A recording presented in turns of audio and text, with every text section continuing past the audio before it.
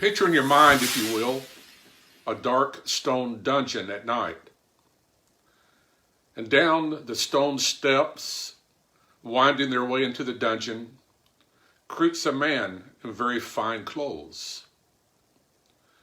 He reaches the bottom of the dungeon and goes to a cell where another oddly dressed man is chained to the wall. In opposition to the man standing outside the cell, the wild-looking man inside the cell is dressed in camel clothes,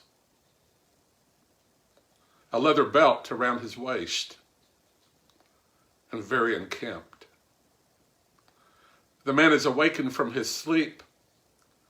He sees his king outside the bars.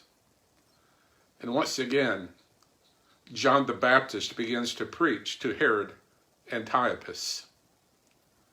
And there's something inside of Herod's heart that stirs. His conscience is enlightened. And in some odd way, Herod Antiochus enjoys this.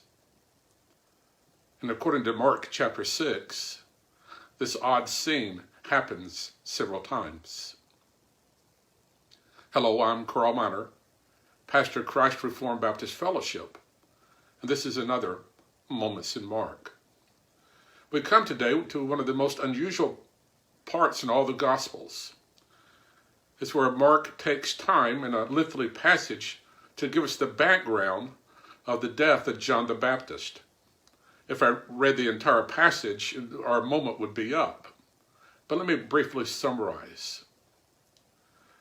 Herod hears about Jesus. He is afraid it is John the Baptist risen from the grave.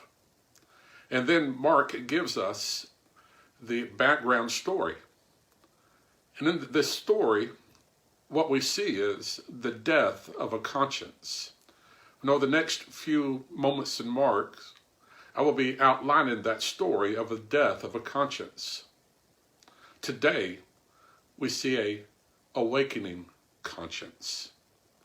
I will read just the portion of the scripture that applies today, beginning in Mark 6, verse 16.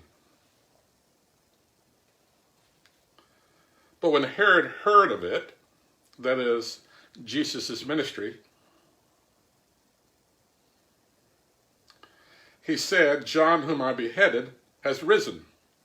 For it was Herod who had sent and seized John and bound him in prison for the sake of Herodias, his brother Philip's wife, because he had married her.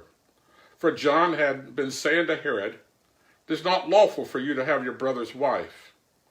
And Herodias had a grudge against John and wanted him to be put to death. But she could not, for Herod feared John, knowing that he was a righteous and holy man, and kept him safe.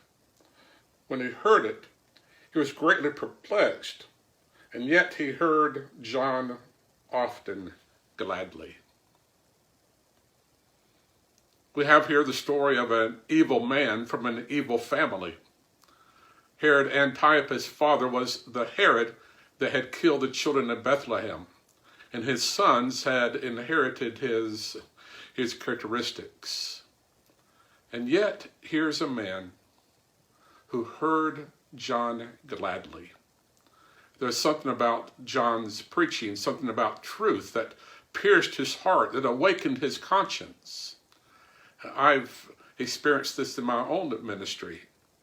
When I ministered in Morganton, there was a man who came for several months at night who was a blatant unbeliever, but he said he enjoyed listening to the sermons. And Herod is something like this. At this point in his awakening conscience, truth was beginning to enter in. Light was beginning to show into his heart. But sadly, this would not last. As we conclude today, let me remind all of us, let us keep our conscience pure. Let us keep our conscience tender.